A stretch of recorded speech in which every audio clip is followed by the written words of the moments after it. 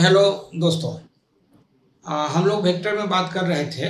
Vector में पिछला video में हम लोगों ने क्या किया कि नेट डिस्प्लेसमेंट निकालने के लिए मतलब वो 2-3 सवाल किया था और हम बताए थे कि इस पर एक डेडिकेटेड वीडियो सिर्फ सवाल पे हम लोग अगर बात करेंगे तो उस पर किस तरह से कैसे हम लोग बात करते हैं सवाल। तो इसलिए इस वीडियो में हम लोग डिस्प्लेसमेंट से रिलेटेड, ठीक है, बहुत सारा मतलब हम लोग डिस्कस कर सकते हैं। जो फिगर लैंग्वेज में होगा, क्वेश्चन लैंग्वेज में होगा, या फिर जो मान लो फिगर में दिखाया हुआ क्वेश्चन होगा कि पार्टिकल जो डिस्प्लेसमेंट ऐसे गया, ये गया, हो गया, तो हम उस हिसाब से बात कर रहे हैं। तो हमारा कहने का सेंस सिंपल है कि डिस्प्लेसमेंट पे हम इस वीडियो में सिर्फ प्रॉब्लम्स डिस्प्लेसमेंट पे बात करेंगे। तो हम हेडिंग लिख देते हैं कि problems of displacement, problems based on displacement.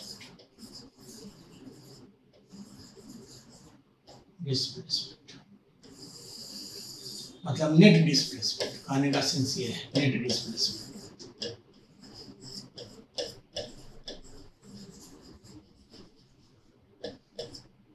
ठीक है, अब है कि क्वेश्चन हम इस पर करते हैं। जो पहले हमको इस पूरे वीडियो में क्वेश्चन करेंगे from figures on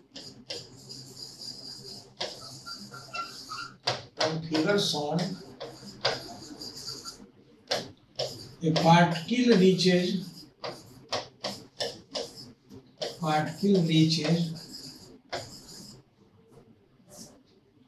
2 point Q from point P,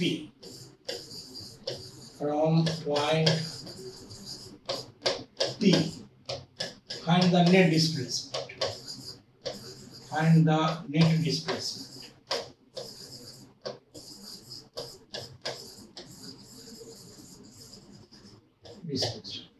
ठीक है, तो हम अगर इसमें बात करते हैं तो जरा सा देखो कि अगर मैंने इस फिगर दिखाया हुआ है, तो फिगर दिखाया, मान लो यहाँ P पॉइंट से एक पार्टिकल जो है सो ऐसे आया,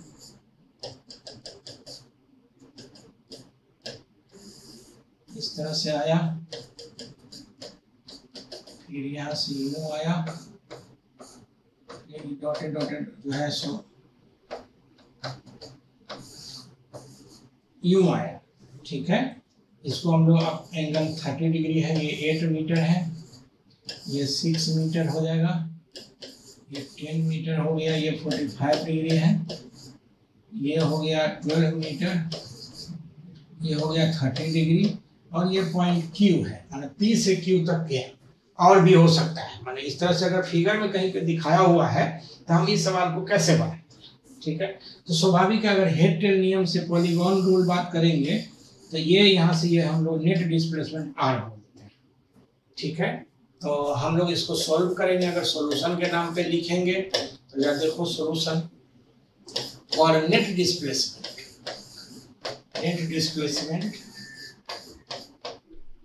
हम R वेक्टर लिखते हैं तो R बराबर हो जाएगा R1 plus R2 plus R3 plus R4। ये कहोगे ये R क्या है भाई, तो हम R मान लेते हैं। जरा देखो, इसको हम मानते हैं R1, इसको मानते हैं R2, ये हो जाएगा R3 और ये हो जाएगा R4। ठीक है, तो हेड टेल नियम से हम इसको इस तरह से लिख सकते हैं। अब चाहो तो एक्सिस, चाहो तो यहाँ मान लो, या अलग से एक्सिस कहीं दिखा दो, एक ही बात है, उससे कोई बहुत फर्क नहीं पड़ता, क्योंकि जब तक सारा का सारा जो डिस्प्लेसमेंट है आई जे वगैरह में नहीं आएगा तब तक हम एडवर्ट नहीं कर सकते। तो हम अब R1 को लिखते हैं, जरा गौर से देखो, तो 8 cos 30i plus 8 cos 60g, ये हो जाएगा पहला। ठीक है, R1। अगर R2 के लिखेंगे तो 6i, जरा देखो एक्स एक्सिस की तरफ है ऑलरेडी। अच्छा, ये R1 फर्स्ट क्वाड्रेंट में था। हम किसी भी वेक्टर का क्वाड्रेंट कैसे चेक करते हैं, तो उस वेक्टर के टेल पे ओरिजिन हम लोग मान लेते हैं, वो अपने आप जो है सो उसका क्वाड्रेंट चेक हो जाएगा कि किस क्वाड्रेंट में है। उसके बाद हम अगला अगर R3 को लिखना चाहें तो R3 को लिखेंगे प्लस, ये हो जाएगा this is 10 cos 45i minus, देखो फोर्थ क्वाड्रेंट में है तो y निगेटिव हो जाएगा, -10 cos 45j, ठीक है। और अगर इसके लिए बात करेंगे तो plus -12 cos 30 I -12 cos 60 j। इसको थोड़ा यहाँ से इसको हटा, ठीक है, 60 j, कुछ ऐसा हम लोग यहाँ पे लिख देंगे, 60 j, ठीक है। अब अगर हम इसको सवाल को बनाना, मैंने इस पे करना क्या है, तो सब i वाला एक साथ, j वाला एक साथ, ठीक है। तो हम यहाँ से लिखेंगे तो i वाला जरा सा देखो किधर हो गया, 8 cos 30 ये हो जाएगा 4√3, उसके बाद जो हो गया सो ये हो गया प्लस 5√2 माइनस ये फिर हो जाएगा 6√3, ये i आ जाएगा, ठीक है, प्लस अगर हम j वाला एक साथ लिखें ये हो जाएगा 4, सॉरी i इधर भी था ना, 6i भी था, एक मिनट इसको 6i छूट गया, प्लस 6i, ये इतना, ठीक है। और प्लस अगर लिखते हैं तो j वाला अगर लिखेंगे तो ये हो जाएगा 4 और माइनस 5√2, इसका आ जाएगा -6, ये हो जाएगा j। अब इसको फिर से हम लोग कैलकुलेशन कर लेंगे, अगर मान लो तो 6√2 ये हो जाएगा 6 प्लस 5√2 2√3 i, प्लस अगर इसको लिखेंगे तो ये आ जाएगा कितना, माइनस आ जाएगा, माइनस बाहर कर दो, माइनस आ जाएगा 2 प्लस 5√2 जी। अब इसको सॉल्व करने का होगा तो हम अगला पन्ने पे इस पे सॉल्व करते हैं। सिंपल है, कैलकुलेशन करना जो है सो फिर एक चीज मान के चलो कि कैलकुलेशन जो है सो फिर वही मोबाइल का ही सहारा लेना पड़ेगा भाई। तो हम देखते हैं कि क्या है, एक बार फिर से लिखते हैं। दिस इम्प्लाइज कि r बराबर हम लिखेंगे यहाँ से, तो ये पहला जो था सो देखो कितना था 6 5√2 2√3, ये आ जाएगा 6 प्लस 5√2 माइनस 2√3 i। दूसरा उसके बाद लिखेंगे तो ये था माइनस इधर देख लो इसका क्या था, -2 प्लस 5√2 j, 2 प्लस 5√2 j। अब इसमें क्या आ जाएगा कि अगर हम इसके लिए बात करेंगे तो देखो 6 प्लस 5 इंटू 1.414 माइनस 2 इंटू 1.732 ये i, minus 2 plus 5√2 5 into 1.414 j, ठीक है। इसका मतलब ये हो गया, एक लाइन और देखो तो 6 प्लस 14 × 7.07, ठीक है, माइनस 2 से गुना करेंगे तो 4 6 7 गुना 14 और 2 3.8, तो डायरेक्ट हम लोग लिख सकते हैं i माइनस 2 प्लस 7.07 जी, ठीक है। इसका मतलब ये हो गया कि हम लोग अगर लिखेंगे इसमें से तो कैलकुलेशन हम लोग कर देते हैं, ठीक है। कैलकुलेशन अगर करेंगे एक मिनट जैसे देखो, वैसे इसकी जरूरत नहीं है, सब करना अपने खुद ही, हर सवाल में हम नहीं करेंगे, हम लिख करके छोड़ देंगे। 6 प्लस 7.07 प्लस माइनस 3.464, ये आ गया 9.606 i, ठीक है, माइनस ये हो जाएगा 9.07 g। अब एक चीज एकदम क्लियर है कि अगर r का so the magnitude of net displacement, so the magnitude of net displacement लिखेंगे r का मैग्नीट्यूड 9.606 का स्क्वायर प्लस 9.07 का स्क्वायर, ये कुछ ऐसा आएगा, ठीक है। अगर चाहो तो इसका वैल्यू भी मिल जाएगा, कितना सिंपल है, ये आ जाएगा कितना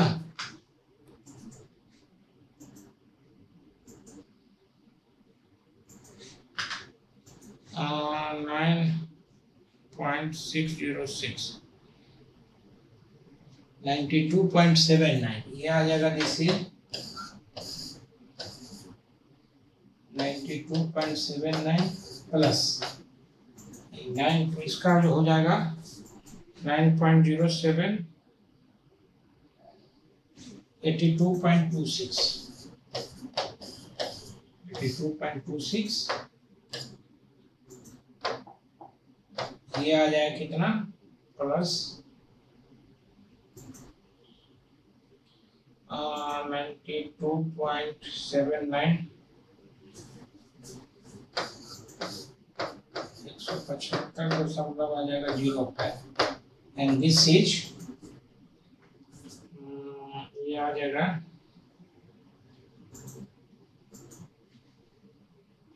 175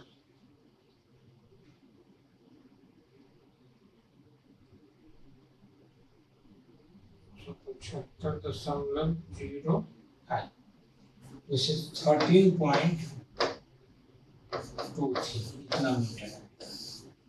हम डायरेक्शन के लिए बात करेंगे, तो डायरेक्शन के लिए बात करेंगे तो लिखते हैं फॉर डायरेक्शन tan थीटा अगर लिखेंगे तो ये आ जाएगा -9.07 बाय 9.606, तो ये करीब करीब मान लो 1 है, इसका थीटा बराबर 45 डिग्री। इसका मतलब यार देखो आप क्या है कि x पॉजिटिव और y निगेटिव, तो कौन सा क्वाड्रेंट में आएगा, मान लो x पॉजिटिव और y निगेटिव आ जाएगा, ये आ जाएगा y डैश, तो ये करीब करीब ये 45 डिग्री और ये r वेक्टर आ जाएगा। मतलब कहने का सेंस है कि हम इस तरह से इसको सॉल्व कर सकते हैं। एक बार इस तरह का सवाल है तो हम क्वेश्चन नंबर दूसरा देखते हैं। क्वेश्चन नंबर अगर हम लोग मान लो दूसरा देखते हैं, बड़ा अच्छा क्वेश्चन है, ठीक ना।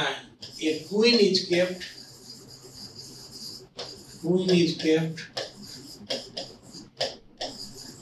at the center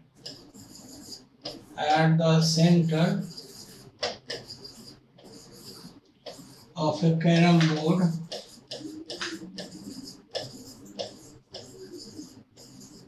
board of size 4 feet गुने 4 feet, ठीक है। The striker strikes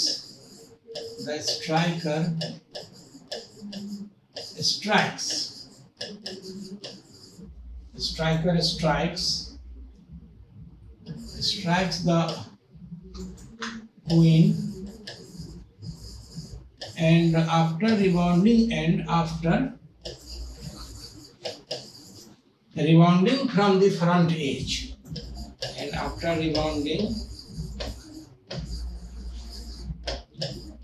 from the front edge, the queen goes into the hole.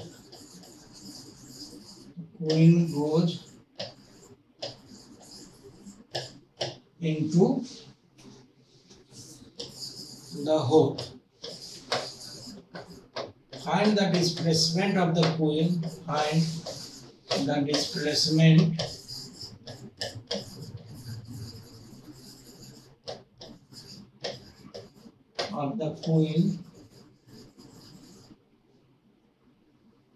Queen 3 point दिया हुआ है between centre to front edge, ये देखो between centre to front as,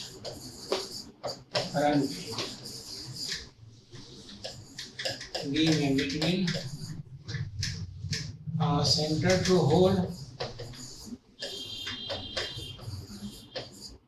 और C में between front edge to, between front edge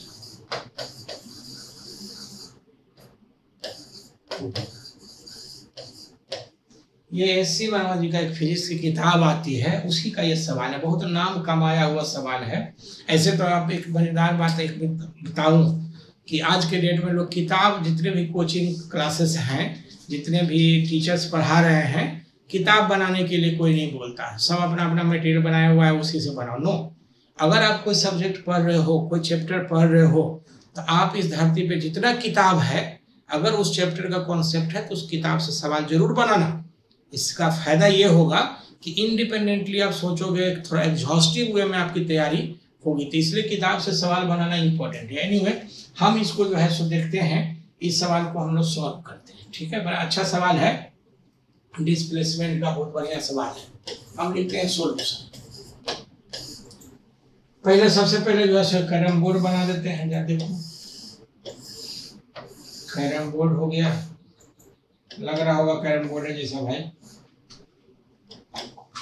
ये हो गया कैरम बोर्ड, कुछ इस तरह से होल है चारों तरफ, कुछ इस तरह से डॉटेड लाइन में ड्रॉ कर देते हैं जो कैरम बोर्ड में होता है।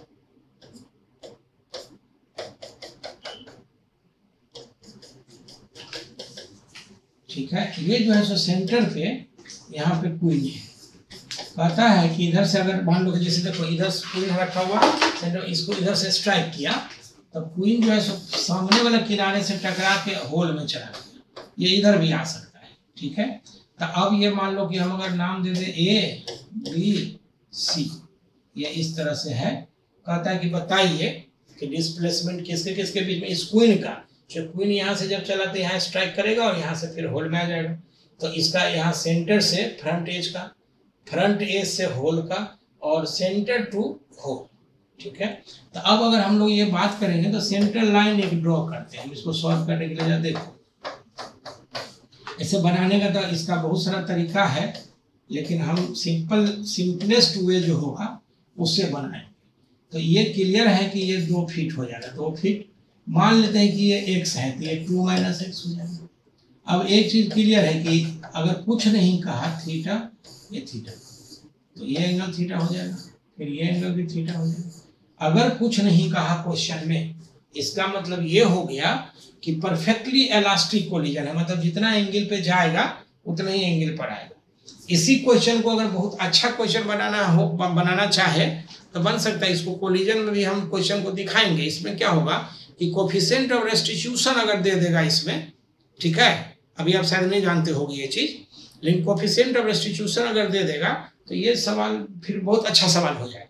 फिलहाल डिस्प्लेसमेंट का है, वेक्टर का ये छोटा सा सवाल है। हम इसका नाम दे देते हैं, इसका नाम P मान लो देते हैं, और ये हो गया Q। 2 राइट एंगल ट्रायंगल हम लिखते हैं, in right angle triangle APB and इसका नाम दे दो क्या, APQT का, तो BTQ। अगर इसके लिए हम लोग बात करेंगे तो हम इसके लिए अगर बात करते हैं तो जरा देखो गौर से, tan थीटा लिखते हैं, this tan theta this is x/2, पहला इक्वेशन। उस ट्रायंगल से, ट्रायंगल BTQ से tan थीटा लिखेंगे तो ये हो जाएगा दिस इज 2 - x/4, क्योंकि ये देखो ये 2 फीट इसलिए होगा, ये 4 फीट होगा चूंकि 4 फीट लेंथ दिया हुआ है, और ये भी 2 फीट हो जाएगा, कहने की जरूरत नहीं है टोटल। ठीक है, अब ये हो गया equation number 2। From first and second अगर बात करें हम, फ्रॉम फर्स्ट एंड सेकेंड, ठीक है, तो x/2 this is equal to 2 - x/4। देखो ये कट जाएगा 2 से, इसका ना दिस इंप्लाइज कि 2x बराबर हो जाएगा 2 - x, इसका ना 3x बराबर 2 एंड x बराबर आ जाएगा 2/3। इसका मतलब ये कि इस क्वेश्चन में, इस पर्टिकुलर क्वेश्चन में जो क्वीन है ये P पॉइंट से 2/3 पे स्ट्राइक करेगा। अब है कि हमको डिस्प्लेसमेंट चाहिए, तो सिंपल है, अगर AB चाहिए तो इसका ना PB का स्क्वायर और AP का स्क्वायर कर लो। अगर मान लो कि तुमको BC चाहिए तो BT का स्क्वायर प्लस TC का स्क्वायर कर लेंगे। और इधर से अगर मिलाना हो by the way displacement, net result तो यही आएगा, ठीक ना। तो अगर इधर से माने ये डिस्प्लेसमेंट है नेट, चाहो तो इसको वेक्टर मेथड से भी बना सकते हैं, तो ट्रिग्नोमेट्री से हम बना रहे हैं समझो एक तरह से, वेक्टर मेथड से भी बना देंगे। तो ये हो जाएगा ए क्यू बराबर चाहिए, तो सिंपल है इसका, ये स्क्वायर प्लस ये स्क्वायर, मतलब ऐसे हम लिख सकते हैं। तो लिखेंगे so finally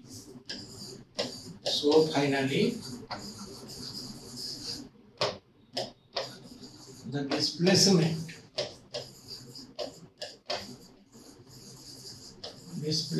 of the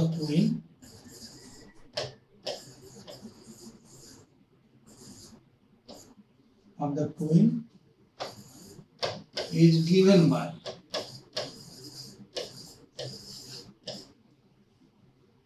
displacement of coin is given by, A में लिखते हैं अगर मान लो between centre to front edge यही था, फ्रंट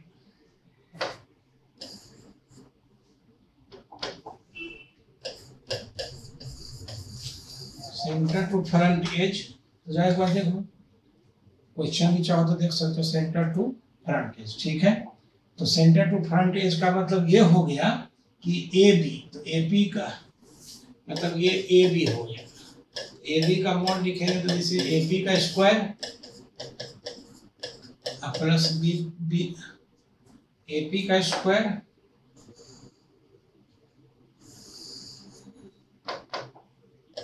प्लस पी बी का स्क्वायर, एंड दिस इज 2/3 का स्क्वायर प्लस, देखो क्या है एपी, अच्छा एपी का स्क्वायर ये 2/3 और ये हो जाएगा 2 का स्क्वायर, कुछ ऐसा आ जाएगा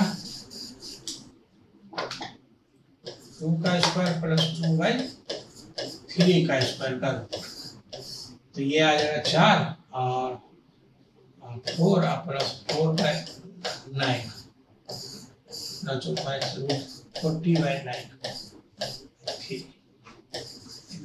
फीट आ जाएगा, फीट में है तो हम लिख देंगे इतना फीट, ठीक है। अगर हम देखते हैं बी में मान लो between front edge to centre, front edge to hole, इसका फिगर से अगर देखेंगे तो देखो फ्रंट एज से होल तक का होगा बीसी, बीसी बराबर बीटी का स्क्वायर प्लस टीसी का स्क्वायर, बीसी लिखेंगे तो बीसी बीटी का स्क्वायर प्लस टीसी का स्क्वायर, इसका मतलब दिस इज 2 minus 2/3 का स्क्वायर प्लस 4 का स्क्वायर, एंड दिस इंप्लाइज 4/3 का स्क्वायर प्लस 4 का स्क्वायर, आइए निकाल लोगे मतलब ये फीट आ जाएगा, ठीक है। इसी तरह से अगर हम लोग लिखें और सी में बिटवीन सेंटर टू होल, देखो इसके लिए तो कैलकुलेशन बहुत जरूरत नहीं था, लेकिन ये देखो जैसे एक मिनट देख लेते हैं इसमें, इसके लिए अगर हम लोग कैलकुलेशन की बात करेंगे तो देखो जैसे ए सी चाहिए, तो ए सी चाहिए तो सिंपल है ए सी आ जाएगा, ए सी अगर वेक्टर का ऐसे कुछ लिख देंगे तो दिस विल बी 2 का स्क्वायर प्लस 2 का स्क्वायर √8/2 ठीक है। तो यही इसका सॉल्यूशन आ गया, हम समझते हैं इसमें किसी को कोई दिक्कत नहीं है, ठीक है। मैंने अच्छा मैंने सवाल था, इसी में बहुत सारा सिचुएशंस बन सकता है, तो जिसको हम लोग जो है सो आगे अगर स्पेशल बात करेंगे, आप जब पसंद आएगा, जब एडवांस के लिए हम वीडियो बनाएंगे इसमें, तो इसमें हम लोग लिख देंगे एनालिसिस ऑफ प्रॉब्लम्स। तो एनालिसिस ऑफ प्रॉब्लम्स में कि इसके अलावा इसी तरह का प्रॉब्लम किस तरह से बन सकता है और हम कैसे डिस्कस कर सकते हैं उसको हम लोग बात करेंगे। खैर एनीवे, अब हम लोग लिखते हैं डिस्प्लेसमेंट जो है, तो लिख रहे हैं displacement in 3 dimension, displacement vector displacement vector in 3 dimensions,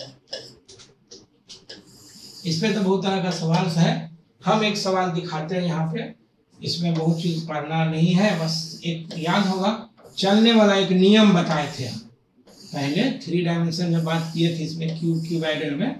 तो चलने वाला एक नियम था, उसके लिए अगर हम लोग बात करेंगे, जैसे मान लो ये हो जाएगा, दिस इज ये y और ये x,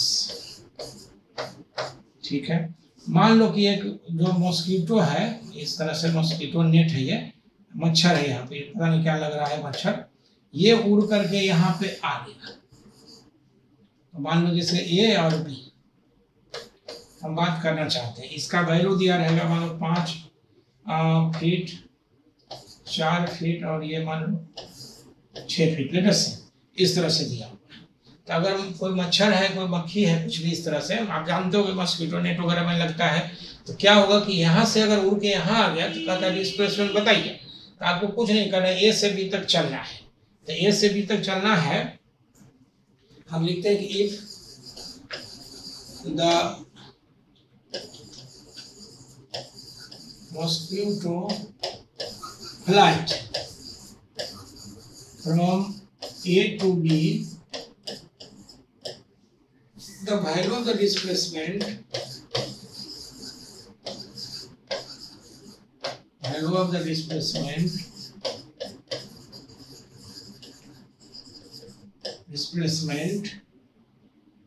is given by ये ए बी हम अगर लिखते हैं वेक्टर, ए से बी तक चलो तो कितना चलोगे भाई, तो -6j। पहले क्या करो कि यहाँ से इसे चलो, तो हम तीर बना देते हैं, आप इसी स्टाइल में चलोगे, सिंपल है, +5i माइनस 4k, सॉरी, इसका मतलब ये अच्छे से आ जाएगा 5i minus 6j minus 4k। अगर इसका मैग्नीट्यूड लिखते हैं सो मैग्नीट्यूड, अगर मैग्नीट्यूड लिख देंगे हम तो ए बी बराबर जो हो जाएगा, ये √100 हो जाएगा 5 का स्क्वायर माइनस 6 का स्क्वायर माइनस 4 का स्क्वायर, ठीक है। अब इतना फिट हो जाएगा, जो भी आएगा कैलकुलेशन आप कर सकते हो। मतलब एक छोटा सा सवाल है, इसी क्वेश्चन में बहुत ऐसा भी हो सकता था कि क्या हो सकता था कि मच्छर जो है, जैसे देखो आप मच्छरदानी लगा दो, माने मॉस्किटो नेट अगर लगाओगे और मच्छर मारने जाओगे तो एक जगह पे जाओगे मारने, तो उड़ के मच्छर दूसरे कोना में चला गया, दूसरे जगह से तीसरे कोना में चला गया, लाइक दैट। तो अगर हम इसके लिए बात करते हैं तो एक क्वेश्चन और हम क्वेश्चन करके ही डिस्कस कर देते हैं, ठीक ना। तो हम लिखते हैं, मान लो क्वेश्चन 3D पे पहला क्वेश्चन हम कुछ इस तरह से दिखाते हैं।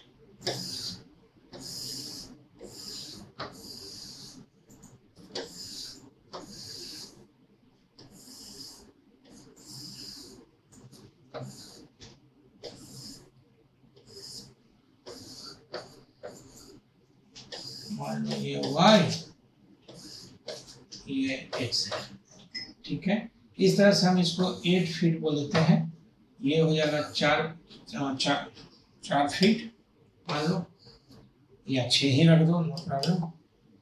ये 4 फीट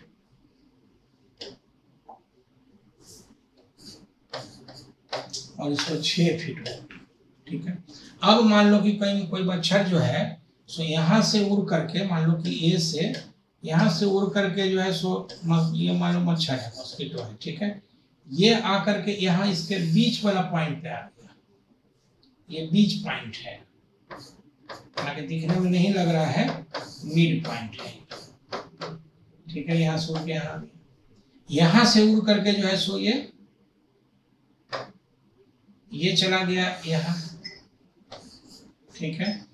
यहाँ से उड़ करके मान लो यहाँ आ गया, यहाँ फाइनली आ गया मच्छर।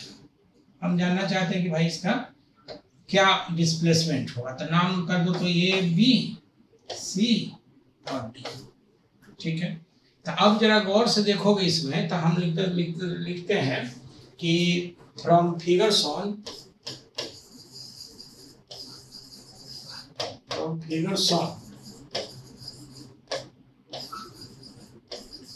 find the displacement of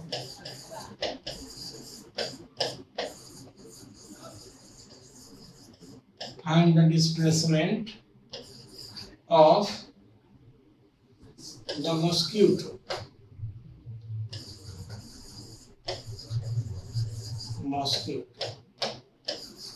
if point B is the mid point। ऐसे थोड़ा सा हम शॉर्ट में लिखते हैं क्वेश्चन, ठीक है ना, बाकी किताब से क्वेश्चन बहुत सारा मिल जाएगा। अब तो क्या है कि हम नेट डिस्प्लेसमेंट अगर डेल्टा आर मानो सॉल्यूशन लिखते हैं इसको, ठीक है, तो डेल्टा आर लिखेंगे तो ये आ जाए कितना, इसको हम लोग डिस्प्लेसमेंट बोलते हैं, displacement, and this is vector A B plus B C plus C D. ये 3 बार इसको डिस्प्लेसमेंट हुआ, 3 बार हम लोग चलेंगे। अब देखो कि चलेंगे तो कैसे लिखेंगे, सो देखो पहला ए बी जो है सो हम ए से बी तक चलेंगे, तो ए से बी तक चलेंगे कैसे, देखो यहाँ से जो है सो ये 6 -6 वाई के उल्टा चल रहे हैं, और ये है मिड पॉइंट, तो 4 हो जाएगा, ठीक है ना, तो 4 हो जाएगा, तो इसका मतलब हम लिखते हैं 4i - 6j, ये आ गया तुम्हारा ए बी के वैल्यू। इसी तरह से बी सी के लिए बात करेंगे, तो बी सी में जब देखो यहाँ से ये और प्लस ये आ जाएगा, तो ये आ जाएगा कितना, ये आ गया तुम्हारा 4i प्लस 6j, तो ये आ जाएगा this is 4i plus 6j। और इसी तरह से सी डी लिखेंगे तो सी से डी तक चलेंगे, तो सी से डी तक चलेंगे तो जब देखो यहाँ से ये -6j और ये -4k, माने ये आ जाएगा दिस इज -6j -4। हम ऐसे लिख सकते हैं, सब चलने वाला नियम खाली आना चाहिए, ठीक है। तो अब देखो कि अपने ही कुछ टर्म कैंसिल हो जाएगा, जैसे ये टर्म कैंसिल हो गया, ये आ जाएगा दिस इज 8i -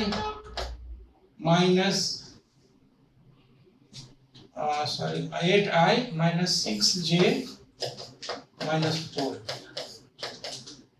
अब अगर हम इसको दूसरा मेथड से बनाना चाहें तो फाइनली जो है मैंने और करके नहीं होगा, तो देखो डिस्प्लेसमेंट, इसी को हम लोग और करके लिखते हैं, तो डायरेक्ट हम अगर मैग्नीट्यूड तो निकाल लोगे ना, जैसे 1 मिनट इसको पहले मैग्नीट्यूड वगैरह निकाल, ठीक है। सो लिखेंगे डेल्टा आर बराबर ये आ जाएगा 64 प्लस 36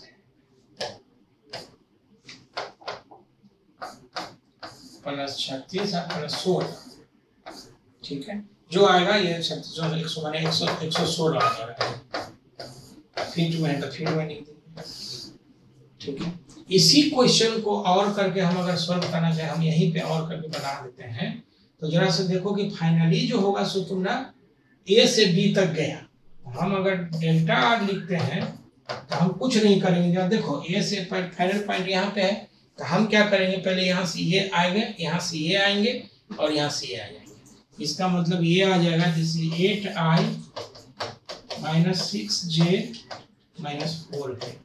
अरे चलने वाला अगर नियम है डायरेक्ट, तो वैल्यू आप जब वेक्टर आ गया इतना, तो मैग्नीट्यूड वगैरह सेम होगा, डायरेक्शन सेम हो जाएगा, समझ रहे हो हम इसमें कैसे का मतलब ये कि 3 डायमेंशन में अगर हम लोग बात करते हैं तो हम लोग इसमें चलने वाला नियम जरूर बात करेंगे।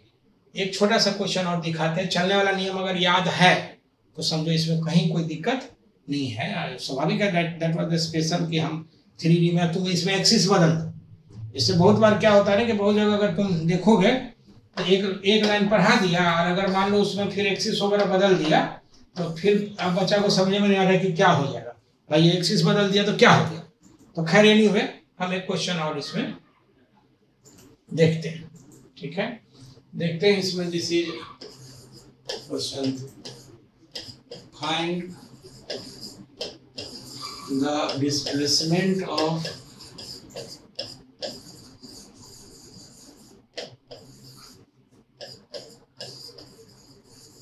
point P as shown in the figure, as shown in the figure। मान लो फिगर में दिखाया, क्या मामला है कि ये व्हील है, ठीक है, मान लो ये ऐसे है, एक जगह और बना देते हैं, इसका रेडियस है आर, ये पी पॉइंट है, हाफ टर्न के बाद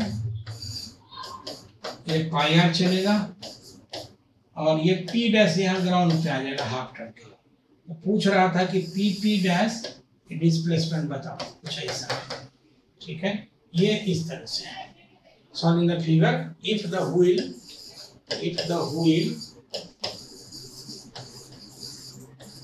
of radius r make rolls to half turn, इसे लिख दो, या makes the half turn, makes the half turn, ठीक है। हम अगर लिखते हैं इसको हाफ टर्न के लिए तो सॉल्यूशन में लिखेंगे ज्यादा, देखो गौर से, पी पी डैश यही तो होगा, चाहो तो वेक्टर करके उसका वैल्यू मॉड ले लो। तो अब पी पी डैश अगर यहाँ से लिखते हैं, माने हाफ टर्न के बाद देखो क्या है कि ये जमीन पे, ये हाफ टर्न में अगर फुल टर्न हो जाएगा तो फिर ये उठ के ऊपर चला जाएगा, लेकिन हाफ टर्न लेंगे तो ये नीचे जमीन पे आ जाएगा। आधा टर्न अगर नाचेगा तो स्वाभाविक है कि यहाँ से यहाँ आधा टर्न में कितना डिस्टेंस करेगा, तो पाई आर। अगर एक टर्न पूरा लेता था 2 पाई आर, तो हाफ टर्न में कितना पाई आर, और ये 2 आर डिस्टेंस हो गया। तो हम अगर इसके लिए लिखेंगे तो ये लिखेंगे 2 आर का स्क्वायर प्लस पाई आर का स्क्वायर, ठीक है। इसका मतलब अगर हम आर बाहर कर ले तो हम लिख सकते हैं 4 प्लस पाई स्क्वायर। अगर मान लो कि ये मीटर में है, जिस यूनिट में होगा हम उस यूनिट में इसको डिस्प्लेसमेंट को लिख लो, ठीक है। चाहो तो तुम ऐसे भी लिख सकते हो, इसको कोऑर्डिनेट फॉर्म में लिख दो, और उसके जैसे कोऑर्डिनेट फॉर्म में हम और हम इसी सवाल को दूसरे स्टाइल में बना के दिखाते हैं। देखो वेरी इंटरेस्टिंग, मान लो कि ये इस तरह से है,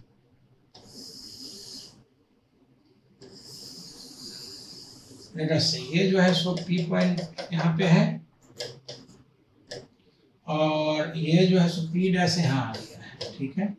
ये कुछ ऐसा ये चाहिए, नाम दे दो, तो ये ए कह दो, और ये पाई आर डिस्टेंस या हाफ टर्न में ये पाई आर डिस्टेंस कवर करेगा, या इसको ए नहीं कह के ओरिजिन बोल दो। अगर एक्सिस हम इधर मान लें, ये मान लो वाई, तो इसका जो कोऑर्डिनेट होगा ये 0 2 आर, और अगर हम इधर x मान लें, ठीक है, तो इसका जो कोऑर्डिनेट होगा ये हो जाएगा, या देखो पाई आर, ये x एक्सिस पे है तो ये हो जाएगा पाई आर कॉमा 0, ठीक है। तो हम लिखते हैं और करके, मैंने इसी को दूसरा मेथड से लिखना चाहे, और definition of displacement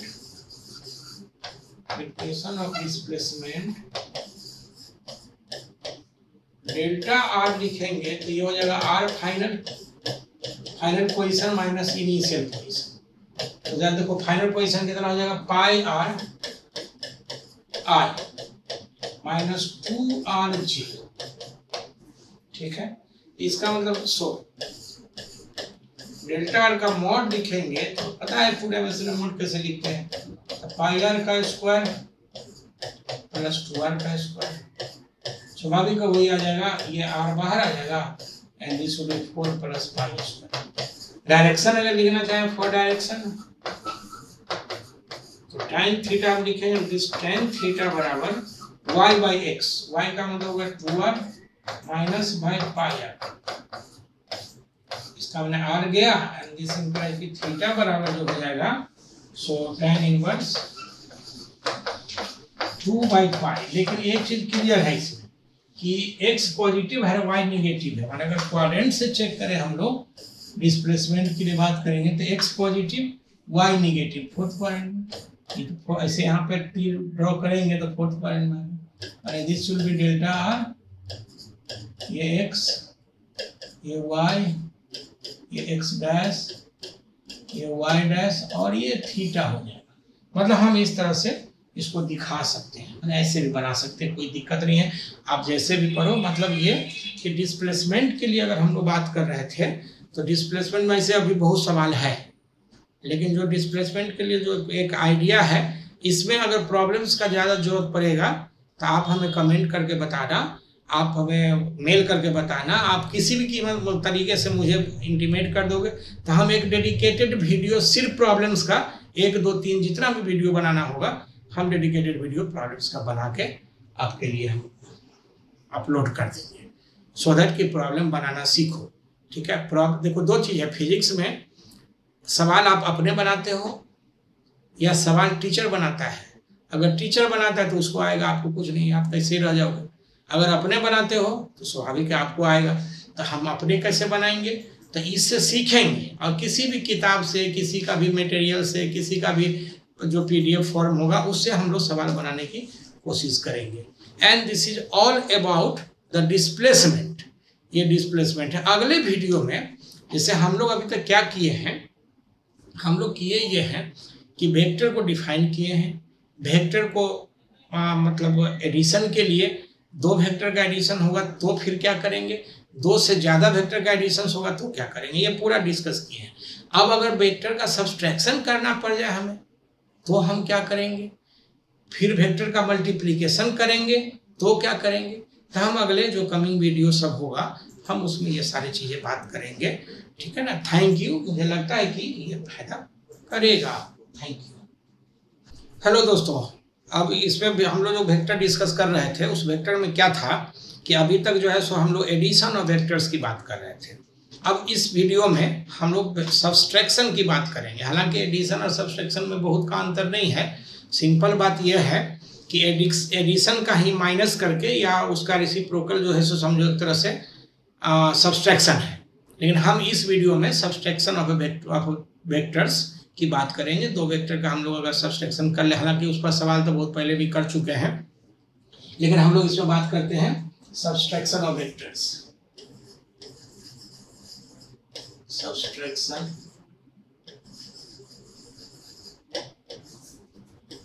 of vectors.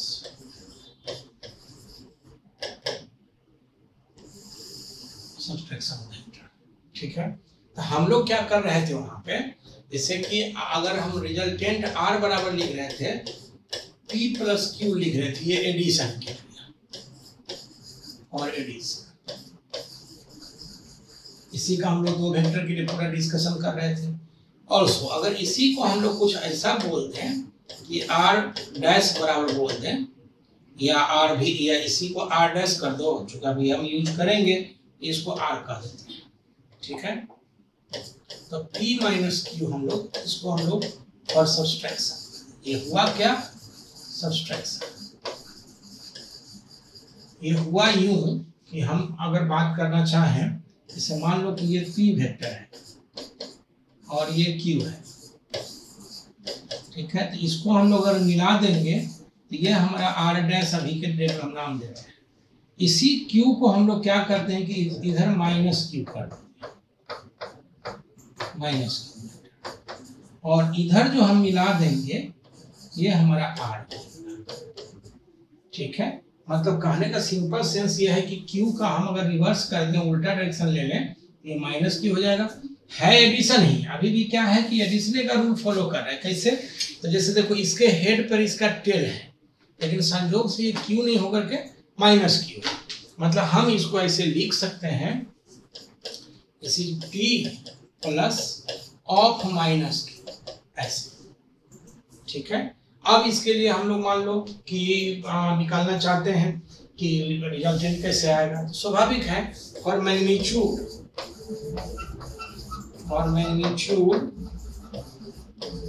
Of R, अगर हम इसमें लिखना चाहें मैग्नीट्यूड ऑफ R, तो R का अगर मोड लिखेंगे ऐसे, या फिर हम R लिखते हैं, तो पहले जो आया था ये क्या था, P का स्क्वायर प्लस Q का स्क्वायर प्लस 2P, और ये Q के जगह -Q हो जाएगा cos थीटा। देखो यहाँ स्क्वायर में अगर माइनस भी लेंगे तो प्लस आ जाएगा, इसका मतलब ये आ जाएगा P² plus Q² minus 2PQ cos theta. जब ये एडिशन की सब्सट्रैक्शन के लिए बात करेंगे तो इसमें क्या है कि ये -Q आएगा। वेयर हम अगर लिखना चाहे लिखेंगे वेयर थीटा बराबर हो जाएगा angle between vectors P and Q, ठीक है, P और Q के बीच का एंगल। अब मेन प्रॉब्लम यह है, जो एक नोट करके हम यहाँ पे लिख देते हैं कि क्या होता है कि कई बार बच्चा को किसी दो वेक्टर के बीच का एंगल निकालने में दिक्कत होना शुरू हो जाता है कि भाई हम कहता है कि हम कैसे समझेंगे कि किसी दो वेक्टर के बीच का एंगल हम कैसे निकालें। तो वेक्टर के बीच का फॉर फाइंडिंग द, हम लोग क्या करते हैं, for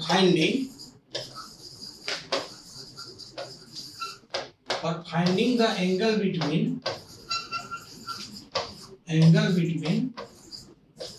any two vectors,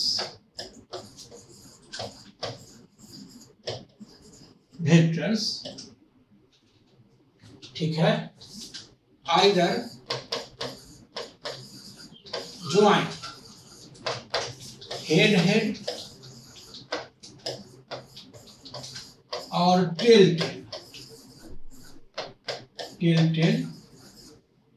of the vectors, मतलब चाहे तो हेड जोड़ दो, चाहे तो टेल जोड़ दो, और दोनों वेक्टर का तुमको ऐसे टेल जोड़ना ज्यादा आसान है। तो ज्यादा आसान है तो जैसे मान लो कि हम अगर जानना चाहेंगे जैसे तीन वेक्टर कुछ इस तरह से है, जरा गौर से देखो, मान लो कि ये जो है सो कुछ इस तरह से ऐसे है, ये ऐसे है, ये ऐसे है, लेट अस ये नाम अगर दे दें A B C मान, और संयोग ये है कि तीनों वेक्टर में क्या है कि मान लो एंगल है ये 60 डिग्री, ये 60 और ये 60, ठीक है। हम यहाँ पर लिखते हैं फॉर एग्जाम्पल फ्रॉम फिगर्स, तो फिगर दिखाए हैं उससे हम अगर बात करना चाहते हैं, तो अब जरा गौर से देखो कि अगर हमको चाहिए कि BC और AC के बीच का angle, for the angle between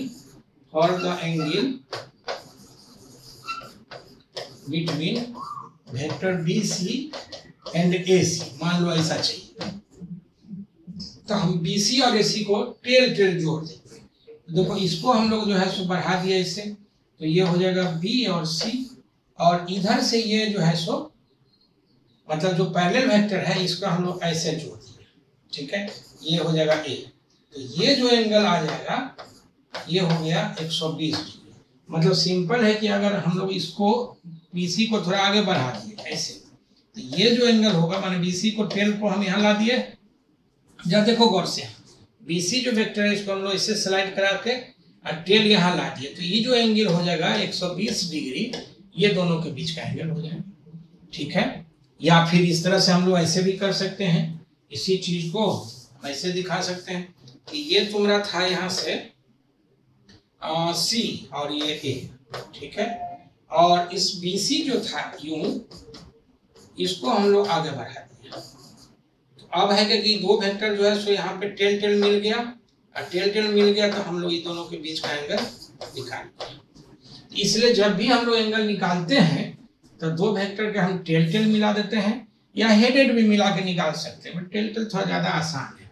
अब रही बात ये कि मैग्नीट्यूड तो हमारा निकल गया, मैंने सब्सट्रैक्शन में दो वेक्टर अगर सब्सट्रैक्टेड है तो उसका मैग्नीट्यूड निकल गया। अब फिर हम लोग रिलेशन लिखते हैं, रिलेशन बिटवीन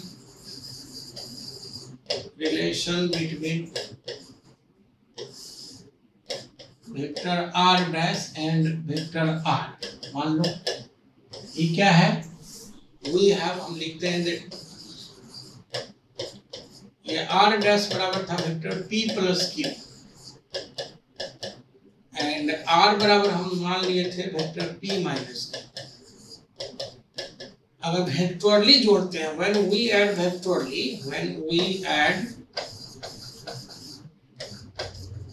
vectorially तब इससे तो कोई दिखते नहीं है, ये हो जाएगा R डैश प्लस R बराबर हो जाएगा 2P, but for the magnitude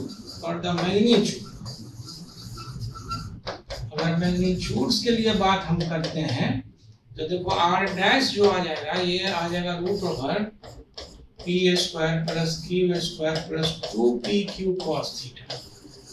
अगर चाहें हम तो दिस इंप्लाइज हम ऐसे लिख सकते हैं r डैश का स्क्वायर बराबर p square plus q square plus 2pq cos theta, equation 1।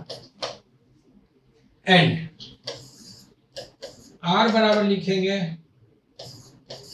Subtraction के लिए तो p square plus q square minus 2pq cos theta. ठीक है, इसका मतलब हो जाएगा कि r स्क्वायर बराबर q square minus 2pq cos theta. ये हो गया दूसरा। ठीक है, अब दोनों इक्वेशन से हम लोग बात करते हैं एडिंग 1 एंड 2। एडिंग 1 एंड 2 इधर से लिखेंगे हम लोग r डैश का स्क्वायर प्लस r स्क्वायर बराबर हो जाएगा 2p square plus q square, क्योंकि ये cos थीटा वाला टर्म कैंसिल हो जाएगा। तो हम लोग इस तरह से लिख सकते हैं, जबकि वेक्टर फॉर्म में कैसे आया ये दिखाई दे रहा है, और हम लोग स्केलर फॉर्म में अगर मैग्नीट्यूड के फॉर्म में लिखेंगे तो ये हमारा दिखाई दे रहा है कि हम किस तरह से इसको लिखते हैं। इसमें कोई दिक्कत नहीं है। अब अगर हम लोग आगे बात करना चाहें, ठीक है, तो जैसे एक दो सवाल हम लोग इस पर कर सकते हैं कि मतलब जो सब्सट्रैक्शन है या फिर जो मतलब एडिशन है, तो उस पर हम लोग किस तरह से, एक छोटा सा पहले हम सवाल करते हैं। हालांकि ये पहले भी हम लोग कर सकते थे। Find the magnitude and direction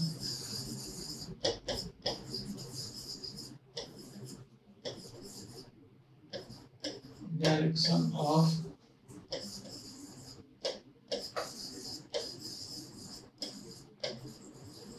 the following vectors.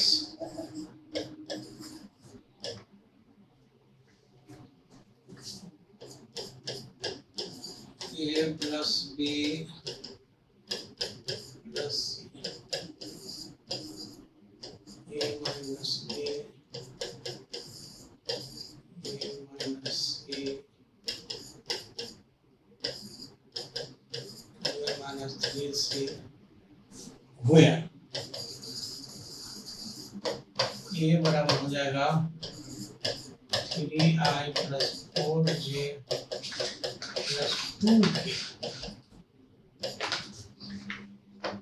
इनके वेक्टर लिख दो। B बराबर हो जाएगा i plus j plus k and C बराबर हो जाएगा 3i plus 4j minus 2k। ठीक है, अब अगर हम लोग देखना चाहें, हम लिखते हैं सॉल्यूशन में। सॉल्यूशन में मान लो कि कोई भी हो, जैसे मान लो तीसरा बनाना चाहें या चौथा बना लेते हैं। ठीक है, चौथा हम अगर बनाएंगे सब्सट्रैक्शन का एडिशन वाला तो कर ही लोगे। तो ये है 2a माइनस 3c, इसका मतलब ये हो गया कि 2 और a का मतलब हो जाएगा 3i 4j plus 2k minus 3 और c का 3i 4j माइनस 2। अब सब i वाला j वाला एक साथ रख दो तो 3 गुना 6, 3 3 9 15i, सॉरी इसमें आ जाएगा कितना, 3 गुना 6, आप में से 3 3 9 गया तो माइनस 3 आया। ये हो गया 4 गुना 8 और 4 3 12 माइनस 20j, और ये हो गया 2 गुना 4 प्लस 6 10। बाकी मैग्नीट्यूड वगैरह से 100 में for magnitude, so for magnitude 2a minus 3c अगर लिखते हैं तो this will be 3 3 9 plus 400 plus 100 and this is 509। बाकी निकल जाएगा कितना यहाँ से आएगा। ठीक है, तो एक तो सवाल कुछ इस तरह का रहता है। एक सवाल कुछ इस तरह का रहता है कि मतलब पैरेललोग्राम रूल पे जो है सो एडिशन प्लस सब्सट्रैक्शन ये दोनों मिला करके सवाल रहता है। तो उसको सवाल को हम लोग आगे बात करेंगे। ठीक है, मतलब सिंपल सा है कि ये छोटा सा एक वीडियो था जिसमें हम लोग सब्सट्रैक्शन के लिए बात कर रहे थे, ठीक है। और फिर इस पर हम लोग जो है सो कुछ सवाल कर सकते हैं। तो सवाल मतलब जैसे लेट अस क्वेश्चन मान लो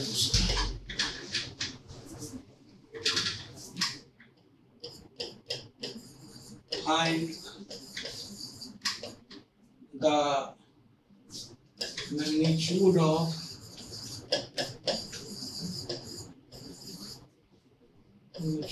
the P minus Q if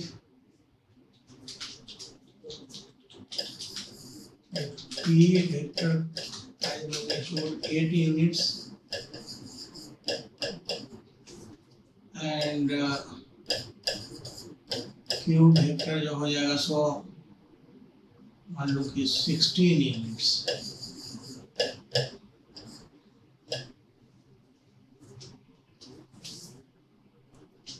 and the angle between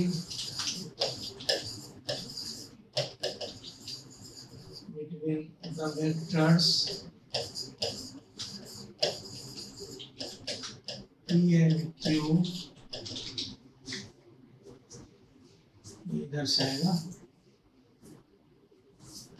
is theta if पहला में थीटा बराबर 60 डिग्री, दूसरा में थीटा बराबर 90 डिग्री, तीसरा में थीटा बराबर 120 डिग्री। सॉल्यूशन,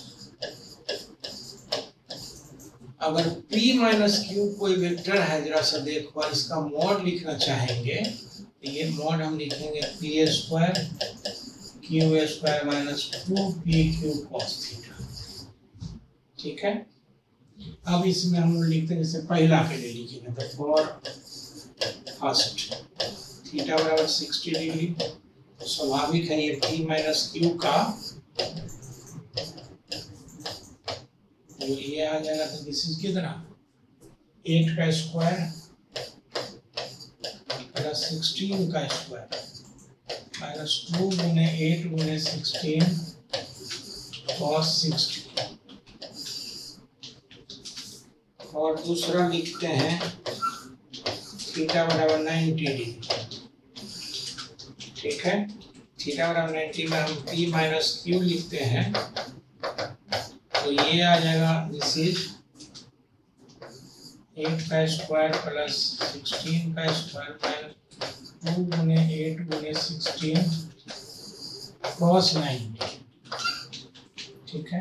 इसी तरह से अगर हम तीसरा में लिखेंगे कि P माइनस Q का स्क्वायर और थीटा बराबर 120 डिग्री, तो ये जो हो जाएगा सो हो जाएगा कितना 8 का स्क्वायर 16 का स्क्वायर माइनस 2 गुने 8 गुने 16 cos 120 degree, cos 120 minus half, इसका 8 का स्क्वायर प्लस 16 का स्क्वायर प्लस 2 गुने 8 गुने 16 गुने हाफ। अब कुछ ऐसे मतलब एक चीज हम बताना चाह रहे हैं इस पूरे कैलकुलेशन में, अब कहोगे ये इतना लास्ट में आ गई क्या बता रहे हैं भाई, सिंपल। इसमें हम एक चीज बताना चाह रहे हैं कि दो वेक्टर का जो एडिशन का वैल्यू होगा, ऐसे नॉर्मली क्या होता है, लोग ये सोचता है कि किसी का जो सब्सट्रैक्शन होगा वो कम होगा, एडिशन ज्यादा होगा, लेकिन ऐसा कोई जरूरी नहीं है। दिस इज इम्पोर्टेंट कि हम इस क्वेश्चन से यही बताना चाह रहे हैं कि अगर बीच का एंगल देखो 120 डिग्री हो गया तो जो एडिशन होगा उससे ये ज्यादा वैल्यू आ गया। मतलब कहने का मतलब ये है कि दो वेक्टर का जो सब्सट्रैक्शन है, ठीक ना, या ऐसे अगर थोड़ा बढ़िया से बोलो तो अगर यूनिट वेक्टर ले लो तो बहुत अच्छा, दो यूनिट वेक्टर का जो एडिशन का वैल्यू होगा, ठीक है, उसी दो यूनिट वेक्टर का जो सब्सट्रैक्शन का वैल्यू होगा, तो सब्सट्रैक्शन का value might be greater than the addition vector, ठीक है। वो डिपेंड करेगा कि दोनों वेक्टर के बीच का ओरिएंटेशन क्या है। जैसे हम एक क्वेश्चन करते हैं यहाँ पे और तो क्लियर हो जाएगा कि हम क्या बोलना चाह रहे हैं। क्वेश्चन 3, ठीक है। हम लिखते हैं find the magnitude of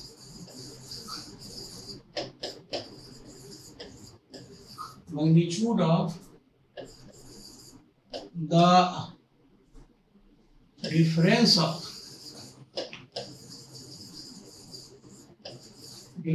of the two unit vectors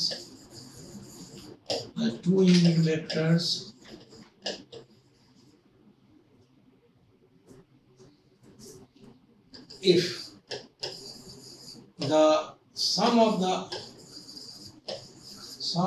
unit vectors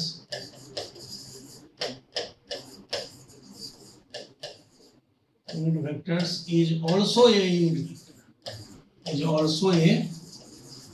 unit vector। देखो क्या क्वेश्चन है, ठीक है।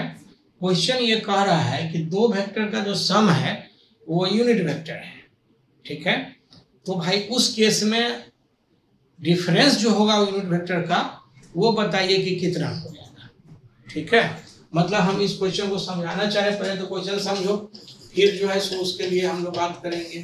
कह रहा है कि दो यूनिट वेक्टर, मान लो U1 और U2, ये यूनिट वेक्टर है, ये तीसरा यूनिट वेक्टर है, लेट अस सी। ये कह रहा है गिवन है, ठीक है। देन कह रहा है कि ये निकालिए unit vector U1 minus U2 जो हो जाएगा यूनिट वेक्टर, इसका मॉड क्या होगा, मैग्नीट्यूड क्या होगा। This is the basically question. कह रहा है find the magnitude of the difference of the unit vectors if the sum of the unit vectors is also unit vector, ठीक है। तो मैग्नीट्यूड निकालने के लिए अब नाउ हम अगर बात करना चाहें तो लिखते हैं नाउ E3 बराबर E1 प्लस E2, तो दिया हुआ है, इसका दोनों साइड से मैग्नीट्यूड ले लेंगे। दिस इंप्लाइज E1 E3 का magnitude and this is E1 plus E2 का मैग्नीट्यूड, ठीक है। इधर से यूनिट वेक्टर का मैग्नीट्यूड 1 होता है, मालूम होगा, और इधर से P प्लस Q जैसा हम लिखेंगे, ये हो जाएगा 1 प्लस 1 प्लस 2 गुने 1 cos थीटा, ठीक है। इसका मतलब ये हो गया, दिस इंप्लाइज कि हम लिखेंगे 1 बराबर स्क्वायर कर देंगे 1 प्लस 2 cos थीटा, ये 1 गया, इसका cos थीटा बराबर माइनस हाफ। दिस इंप्लाइज कि थीटा बराबर हो जाएगा 120 डिग्री, ठीक है ना। हम E1 माइनस E2 का अगर मैग्नीट्यूड लिखना चाहें तो हम लिख सकते हैं, देखो ये 1 का स्क्वायर प्लस माइनस 1 का square plus 2 1 minus 1 into cos 120 degree, ठीक है। इसका मतलब हो जाएगा 1 प्लस 1 प्लस cos 120 हाफ, ये हो जाएगा 2 गुने हाफ। इसका मतलब ये हो गया कि √3, मतलब दो यूनिट वेक्टर का जो मैग्नीट्यूड हो जाएगा डिफरेंस, उसका वैल्यू हो जाएगा √3 and that is certainly greater than, ठीक ना, 1। या इधर जो है छोटे दो वेक्टर का सम जो था उसका वैल्यू यूनिट वेक्टर था, माने 1 था, और डिफरेंस जो है सो √3 है। इसका माने कहने का ये है कि डिफरेंस जो है दो वेक्टर का, वो उसका मैग्नीट्यूड जो सम है उसके मैग्नीट्यूड से बड़ा भी हो सकता है। तो हम एक नोट करके, बड़ा इंपॉर्टेंट पॉइंट है, लिख सकते हैं यहाँ पे नोट करके, the magnitude of the difference, magnitude of the difference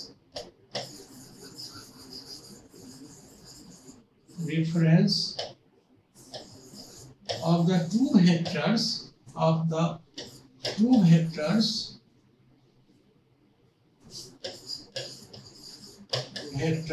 may be greater than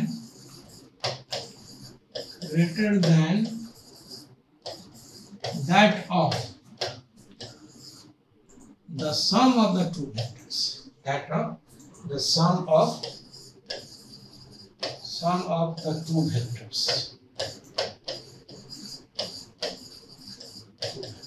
very interesting. और इस तरह से हम लोग इसको लिख सकते हैं, ठीक है। इसमें कहीं से कोई दिक्कत नहीं है। मतलब सिंपल सा सिचुएशन ये है कि अगर हम लोग इसमें इसको चाहें तो डिफरेंस का, ठीक ना, जैसे जैसे एक और क्वेश्चन हम दिखाते हैं। मान लो क्वेश्चन जो हो जाएगा सो ये होगा। देखो क्वेश्चन क्या है, तीसरा चौथा question. If p plus q vector का मैग्नीट्यूड बराबर है p माइनस q का magnitude, find the angle between vectors p and q, ठीक है। Find the angle between vectors p and q। Simple सा है, सब लिखेंगे सॉल्यूशन में। गिवन में क्या है जरा देखो, गिवन p प्लस q का मॉड बराबर हो जाएगा p माइनस q। इसका मतलब ये हो जाएगा this is root over p square plus q square plus 2pq cos theta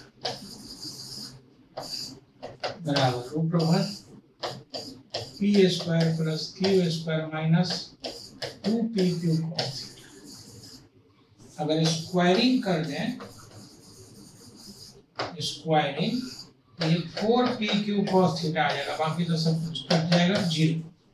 this implies कि cos theta 0 and this further implies theta बराबर 90 डिग्री। इसका मतलब ये हो गया कि अगर हम इसको दिखाना चाहें तो सो फाइनली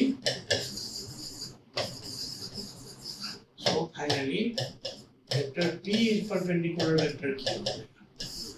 फिगर से दिखाना चाहें, मान लो जैसे p है, इससे देखो ये हो जाएगा q, ठीक है, और ये हो जाएगा माइनस।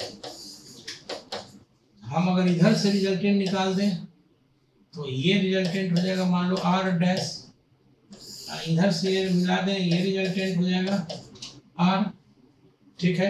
तो हम यहाँ से लिख सकते हैं from figure it is clear that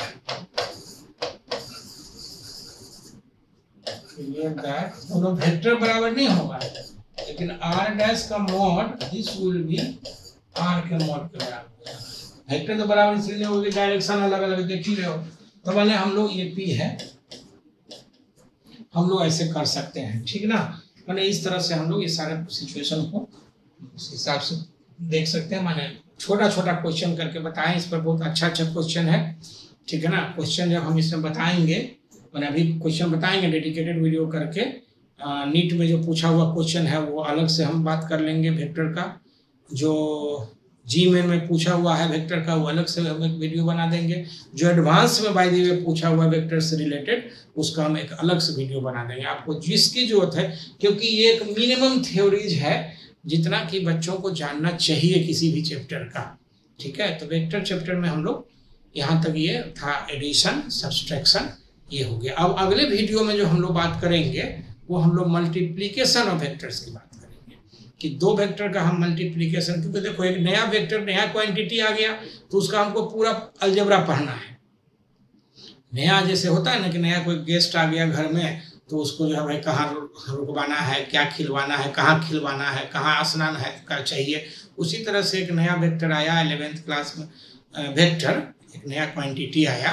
अब उसके लिए जो है सो उसको कैसे जोड़ेंगे, कैसे घटाएंगे, कैसे गुना करेंगे वगैरह वगैरह। डिवीजन डिफाइन नहीं है, टेंसर डिवीजन था, ठीक ना। तो डिवीजन करेंगे कि नहीं करेंगे वो तो चलो आगे हम बात कर लेंगे, ठीक है ना। बाकी ये है कि हम लोग इसमें आगे अगला वीडियो में हम लोग बात करेंगे दो वेक्टर का मल्टीप्लिकेशन कैसे करते हैं, या एक बहुत इंटरेस्टिंग है, बड़ा मज़ेदार है वो वीडियो, ठीक है ना, जो कि बहुत होगा, बहुत छोटा है, छोटी चीज़ें हैं, लेकिन वो कभी कभी ऐसा उन्हें गंभीर मतलब सिचुएशन डेवलप कर देता है कि उसमें बताना बड़ा कठिन हो जाता है। जैसे हम अभी मल्टीप्लिकेशन में दिखाते हैं कि कैसे हम लोग मल्टीप्लिकेशन में अगले वीडियो में बात करते हैं उसमें। ठीक है, थैंक यू।